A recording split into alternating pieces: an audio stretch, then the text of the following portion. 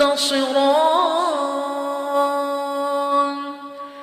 فبأي آلاء ربكما تكذبان فإذا انشقت السماء فكانت وردة كالدهان فبأي آلاء